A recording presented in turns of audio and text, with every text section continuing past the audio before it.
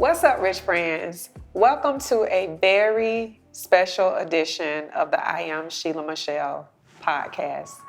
Today is June 15th, 2023, and today marks 7 years that we lost my son, DJ, to drug and gang violence. It's also Father's Day weekend, and so I have two very special guests today, two dads, two prominent men in business and entrepreneurship, and I'm so excited for them to share their experiences with us. First, I want to welcome Mr. Michael Nelms. Welcome. Thanks for having me. Welcome. Welcome. So I was just chatting with Michael, and the first thing that we need to know is that he's a Pisces. Right, he is a Pisces. So are you a true Pisces? What is a true Pisces?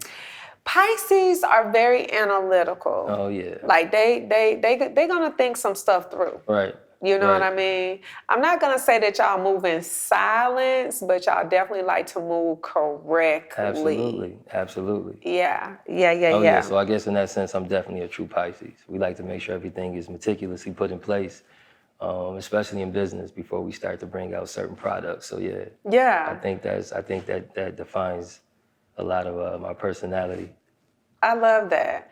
So this episode is very special to me because as I mentioned, today is 7 years ago that I lost my son, which is the reason why I'm sitting on this couch as an entrepreneur, to be quite honest, in the space that I'm in.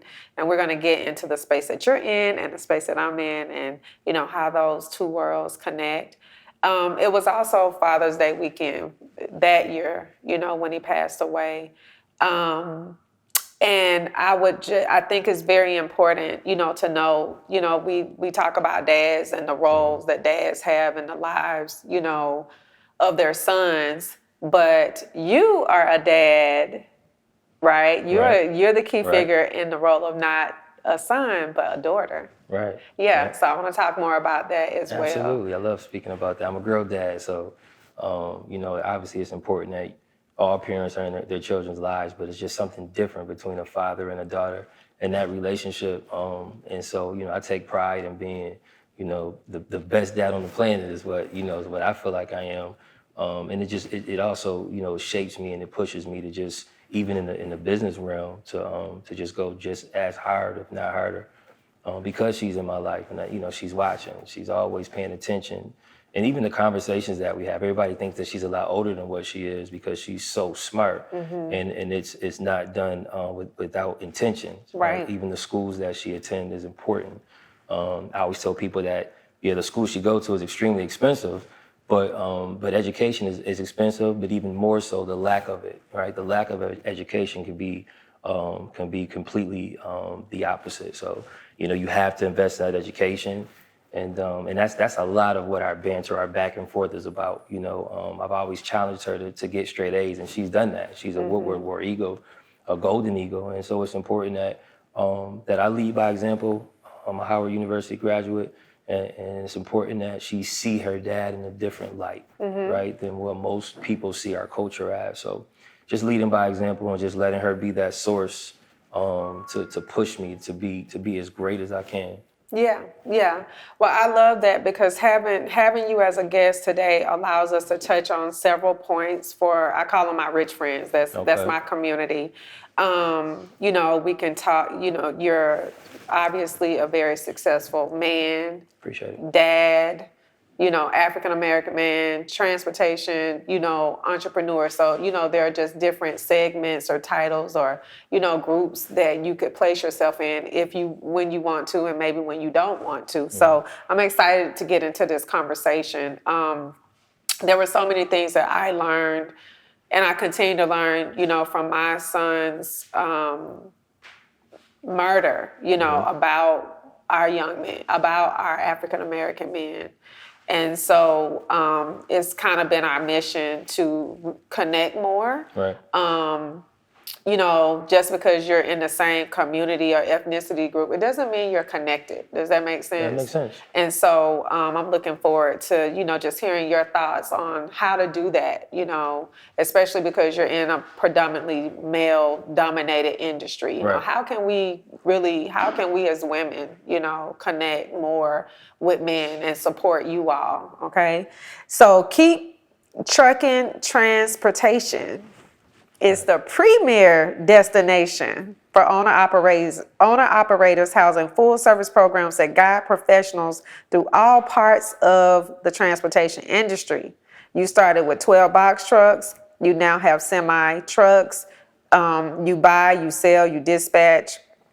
You've helped a number of professionals reach their business goals by helping them start and expand their fleets. You've got a concrete model, and you've developed that from your research, from your trial and error, and tell us more. Well, Keep Trucking Transportation, first of all, for those who don't know me, I'm Mike Nelms, CEO of Keep Trucking Transportation. I'm a father, first and foremost, Howard University graduate who specialized in leasing on both owners as well as owner-operators. Keep Trucking, you know, we call it Keep Trucking for a reason. You know, in this industry, you have to have a solution for a problem before it exists. And pretty much all I am is I'm a fact finder. I'm someone that's gonna solve whatever issues come our way, right? That's pretty much my role every day, all day. And in doing so, we started to develop different resources to help trucking companies stay afloat. And then we'll piggyback to what we were talking about earlier about, you know, just the recidivism rate and incarceration and how this actually plays a dual role. So you'll have an investor, they may say, hey, Mike, you know, I got a couple 100,000, I want to get into this trucking industry. The problem that a lot of people have is they don't have that mentorship or that constant business support from the gate. And so a lot of times people are just throwing money into the industry. So what we wanted to do is provide different resources. Our last rooftop mixer, I think we funded like 2.4 million. And it's difficult for people that look like us to be able to get into this industry and get commercial funding. And so we provide that. We have issues with trucks breaking down. And instead of just, you know, people always complain about the industry and I always say, well, what are you doing to change it? So we knew that, mechanics are charging a lot to do simple repairs. So instead of complaining, we just opened up our own roadside service. And so every year we just challenge ourselves to just add something else that we didn't do or didn't have the time to do, but that the industry needs. So that's pretty much Keep Trucking. We're a service company. We're one of the only companies that has those different layers of resources to provide to people who are leasing on, and to couple that with, you know, consultations and mentorships. It's a difficult industry, but it doesn't have to be if you just use those resources that's available to you. Right, but what industry isn't difficult, right? Right. And I've been a business owner quite a few times, and I think that's probably why Keep Trucking is a little bit successful because I use just different business practices, and I was able to combine them into one company, right? But a lot of times people get into business, but they're not business savvy. They don't know the proper way to structure their business, or even how to hire staff, or when's the time to hire staff, or what's the price point to pay them to stay afloat. So we provide all of that. I mean, I can kind of go on and on, but that's essentially what we do. We just figure out what the issue is, and then we just implement that into our company. So you mentioned you had some prior businesses, and you kind of have, that has, you know, kind of, it's been a melting pot, and now we have Keep It Trucking, which I love that name because, I mean, that's it, Keep It Trucking, right? That's life, right? That's a life philosophy. So why exactly did you become a trucking entrepreneur? Well, I had a medical firm for about 10 years. I had a collection firm for about 10 years. But those things are kind of like a dead end. There's like one or two ways maybe to figure out how to turn a profit. But in trucking, there's multiple streams. And I just thought it would be important to tap into an industry where I can pour myself into, help a lot of people. I mean, we've done thousands of consultations and mentor hundreds of people, but to figure out different ways to make money. Like I always liked real estate, so I developed with trailer purchase and rental. I call it mobile real estate. It's the same form if you're gonna buy a house and flip a house, or buy a house and put a tenant in it. We're buying these trailers for $30,000, $40,000, renting them out for $1,400 a month. Trailer real estate is really much what I call it. So it's just finding different ways to pull your resources together. And now I think we're probably around 7 to 8 different streams of income in one industry. And so That's really why we wanted to really dive Love into this that. trucking industry. And it needed Yes. this help. It needs help. The industry's, is It needs some suffering. support. So, Right. yeah. So in other words, people need to give to the industry, not just take. Exactly. Gotcha. That's one of the things we say when we go to these trucking events. I always say, a lot of times people go to the event just to kind of take back knowledge, but I like for people to go to the event to provide it. So it's just one melting pool of knowledge, which leads to success. That's awesome. So between your education and your life experiences, what advice would you give someone who is struggling right now in trucking? Well, of course, I'm big on education, and that's why I preach it a lot to my child. You have to educate yourself. There's plenty of mentors out there that you can tap into. When I first got into the industry 9 years ago, there was no one to get this information from. There was no dispatch training classes. There wasn't any trucking events really. And so I think it's important just to kind of tap into a mentor, get a mentor, and really use that mentor for every resource he or she can provide. Yeah.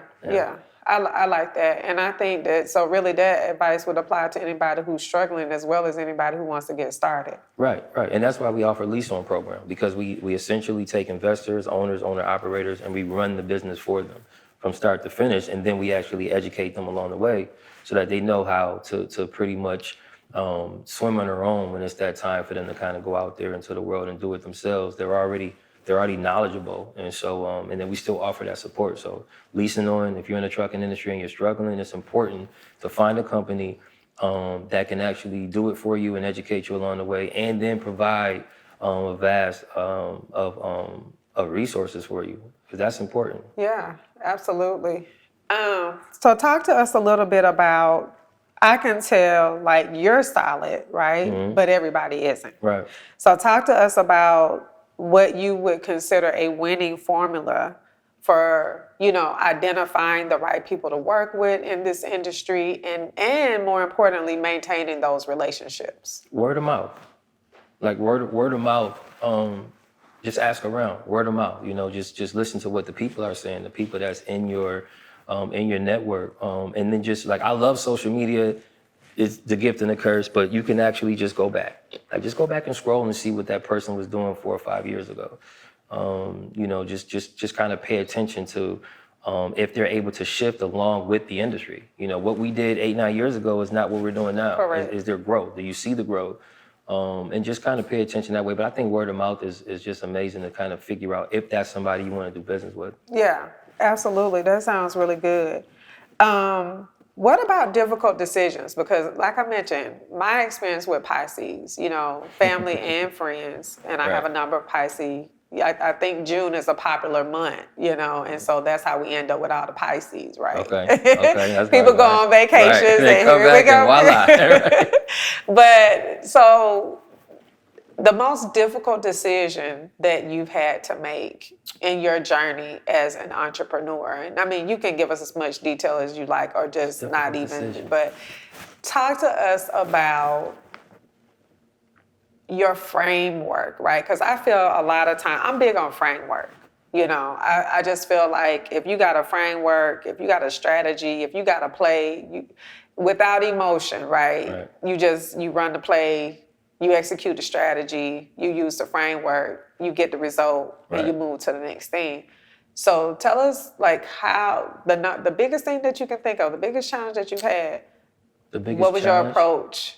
I think it's switching industries. Like I was doing, like I said before, I had a medical firm and for 10 years, and I was so comfortable doing it, but it just wasn't challenging. Yeah. And it, and I just felt like tapping into something else would be more rewarding. Obviously no risk, no reward. And so just making that transition and knowing that, like, my finances are going to be a little different for a while until the trucking grew. I think that was probably one of the most difficult things to do. And then especially when you have a child, every decision you make is going to impact that child, right? So I'm always thinking, the school is expensive, so you got to make sure you at least can pay for that. So I think that's the hardest thing, is when you go from one business to the next and you have that rough period for a while, and not knowing if that new one is going to work. So I think that was probably one of the most difficult decisions. So you have a lot of belief in yourself. Absolutely. Yeah. Absolutely. Yeah. Absolutely. Yeah, I saw something on social media where 50 Cent, he was saying like people mistake his confidence for arrogance Right. because of the level of belief he had to have in himself to do the things Right. that he's doing, right? Right. So that's Michael the businessman. So talk to us about a little bit about like Michael the man.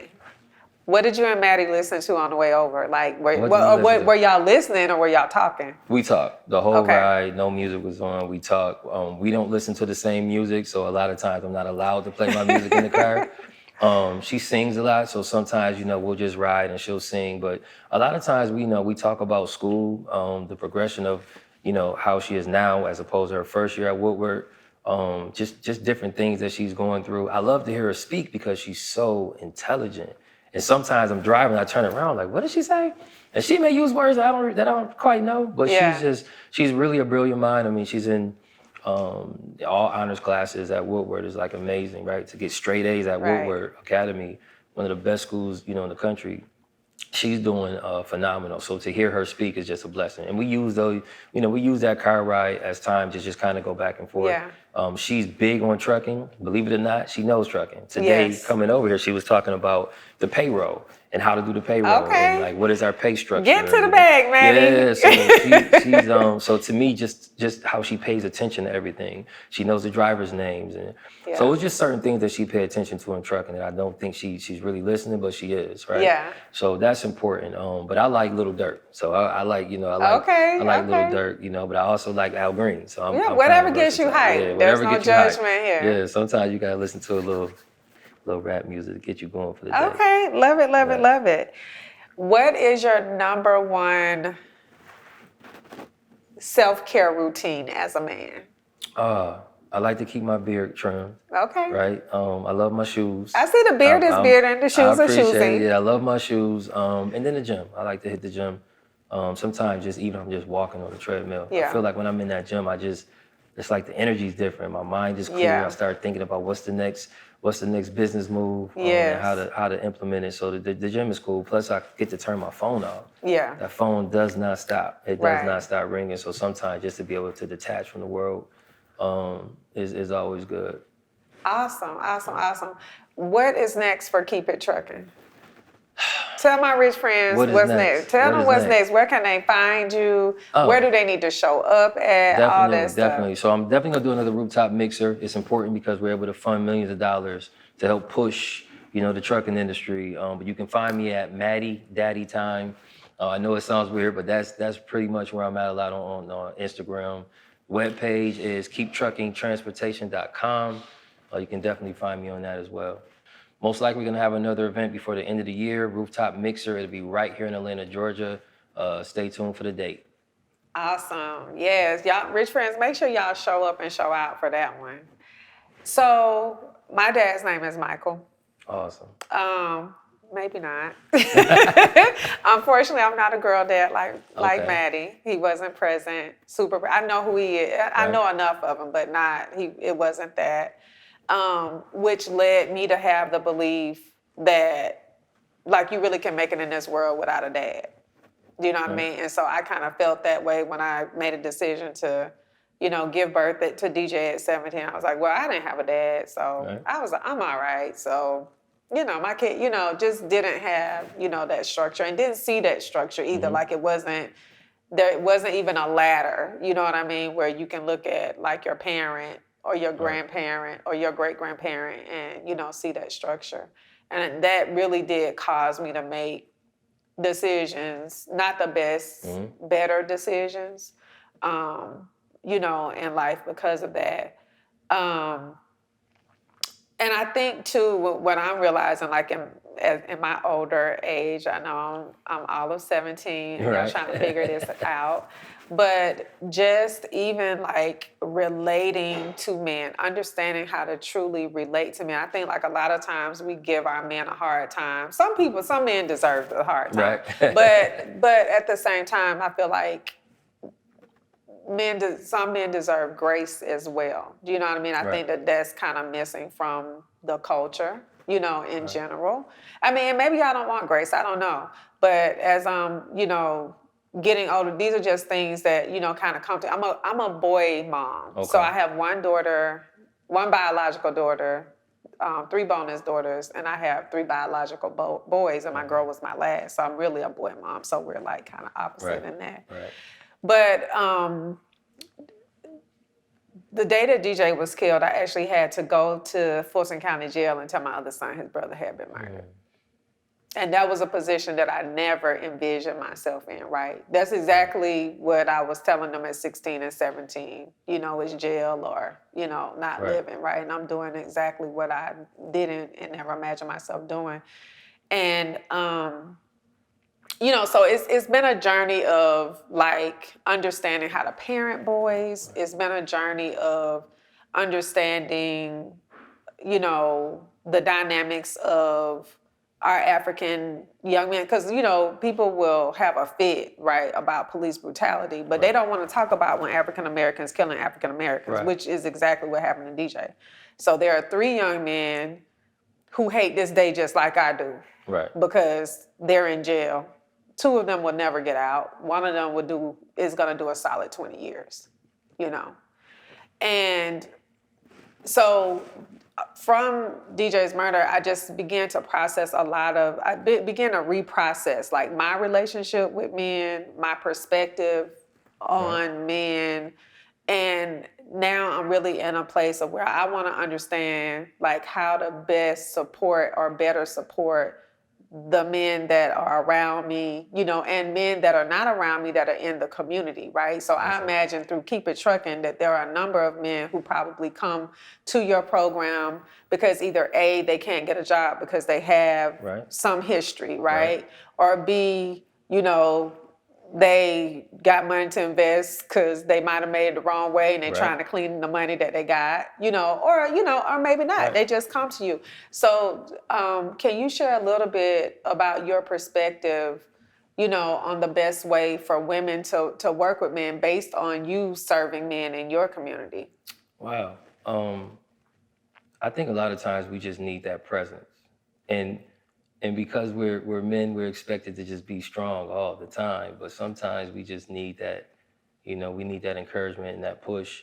But what we do at Keep Trucking a lot of times, we employ a lot of people who were incarcerated. We help people who are still incarcerated get trucks. So when they come out, they don't have to, you know, they don't have to go back. We just had a guy, Jake, I think he did like 10 years. And 2 months ago, he came to me and said, hey, I want to drive for you. Fine. We hired him, of course. And he said he wanted to own his own truck. Just last week, he got his own truck. So it was just really just using our resources and putting people in position and just being there for them. As far as the women, I think, like obviously I'm a girl dad. My mom and I are extremely close. And she's always just like that ear, right? Like, so no matter what I'm going through, I'm 43, but I'm still a mama's boy. So I'll call my mom sometimes like, what's that church song you used to sing all the time? And so sometimes just showing that support so we can be a little softer, right? You get tired of just being that man all the time. Just being there sometimes, just listening without a judgment ear, just kind of sitting there and just, you know, just letting us know that it's going to be okay. And it's unfortunate what happened to your son. It's unfortunate that it's happening. It's more prevalent now than it was even when, you know, when I was younger. And I don't know if it's pop culture, I don't know if it's social media, but things are changing. And so, you know, we have to use these platforms to teach and preach about it. We have to use our businesses to hire people who are usually not hireable. So just you know, women just keep supporting us and keep supporting this trucking. Believe it or not, you know, the growth of women in trucking is just amazing to see. And so, you know, it's just amazing to see. It's you know, it's not equally yoked, but there's a lot of women in trucking that's knocking down that door. And believe it or not, they do it a lot better than we do. So I think just supporting each other and just, again, using our platforms to try to implement some type of change of what's going on with young men who look just like me, who have the same opportunities. And sometimes they just look the other way. Yeah, they don't realize it. Yeah, June is actually Gun Violence Awareness Month. It's gotten to that point now. And I know the summer that DJ was killed, he literally was like number 24, and he was killed June 15th. Right? Like that's a lot. That's a lot of 15 days. That's a lot. And, I think now it seems like as a community, we're just starting to get numb to it. We do Right. RIHs and Right. RIPs and, I mean, and not even just on the side of, gun violence, but even on the side of like incarceration is, free this person, free that person. Right. It's like, that's not what, I just don't feel like that's not solution oriented. Do you know what I Right. mean? Right. So with Prestige Screening, of course, we are a 24/7 national provider of transportation compliance and employer services. We do drug screening, we do clinical lab, collection lab, so your consortium TPA, Okay. we have a number of clients that we support. Um, one area that we're looking at is getting our education division, like our digital products for teaching people how to get into these businesses, into some of the community organizations that support, men. That's something that we're looking at is, how can that be a benefit to men who might be incarcerated or, who might be in a halfway house, if that's even what they call it anymore. Those things as well. So, definitely if you're doing something, with the prison systems and we can support you in any way, Appreciate it. I appreciate it. let us know. Yeah, I appreciate it. Yep, I appreciate it. These platforms are important. It really is. Just to be able to get the word out. And I can see the pain in your face, right? And so it's unfortunate, but people need to see the effects. Yes. Years later, the effects that it have once they make that decision to use gun violence or drugs or whatever it is that's being counterproductive for our people. They have to see what happens years later to the people who are still here. Absolutely, because that was life changing. That's a whole nother talk show. But the thing about it is, and I accepted. I said year 7 for me is a year of acceptance, but it's also a year of understanding expanded purpose. So, you have. For Maddie, I imagine there's a legacy, right? There's a legacy you want to leave, and there's a legacy you want Maddie to establish. Like, I think that's just being a great parent, right? When the baby is born and you're holding the baby and you're looking and you're like, you're gonna be Maddie Obama, you're gonna be, Maddie Serena, right? But this is DJ's legacy, and so that's the thing that keeps me going is having worked with thousands of aspiring entrepreneurs who are now securely entrepreneurs in the healthcare and transportation field. Serial entrepreneurs, people. I work with folks with transportation companies who, add drug testing and clinical labs. So that is the sweeter side of it, and we don't get to pick our purpose. Right. God determines that. Right. So, we just working to play, so even though there's definitely pain in my face and in my heart, especially on today, but I'm also, I don't want to use the word proud, but I'm happy that the tragedy just wasn't the tragedy, Right. Because if it wasn't for that happening, I would have never done this kind of stuff, Right. Right. Yeah. And shout out to Woodward. We had a silver eagle. Sorry, not a gold eagle, but we had a silver eagle. But Woodward is an amazing school. Love Woodward. I'm from right there in College Park. Okay, so it was, you right there. Woodward was $6,000 when I was growing up in the projects. Wow.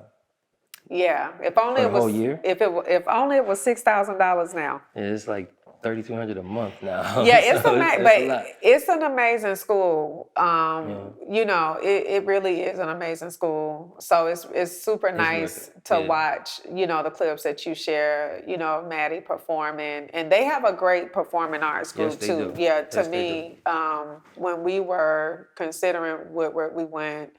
And I remember, they invited us to come see them perform. I said, oh, these kids are classically trained. Like, they're the real deal up in here. Oh, yeah.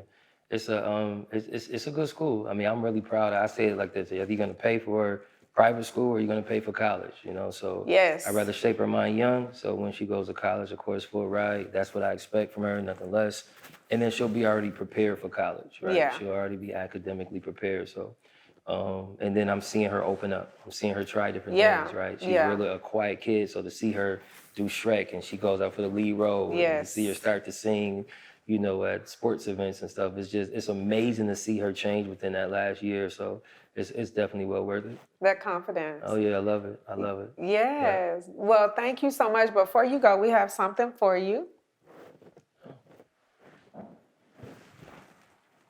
Awesome, I appreciate it. Yeah.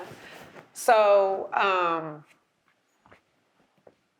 with it being Father's Day, we wanted to give you your flowers. Thank you so That's much awesome. Wow. for Thank you. thank you for Wow. raising a Maddie, you know. Right. Thank you for what you're doing in the trucking community. You know, thank you what you're doing in the community overall. I appreciate it. Thank you. I don't think I ever received flowers before. Well, This is now you awesome. got you some. Right. Awesome. I appreciate it. Thank you. Yes. So, rich friends, I hope you enjoyed this very special edition of the I Am Sheila Michelle podcast. It's Father's Day weekend. It's the anniversary of DJ. We call it DJ Day. And we are sitting here with none other than Mr. Michael Nelms of Keep It Trucking. Make sure you follow him at Maddie Daddy Time. That's at MADDYDADDYTIME on Instagram, and you can also visit his website, keepittrucking.com, and keep it trucking. Keep it trucking.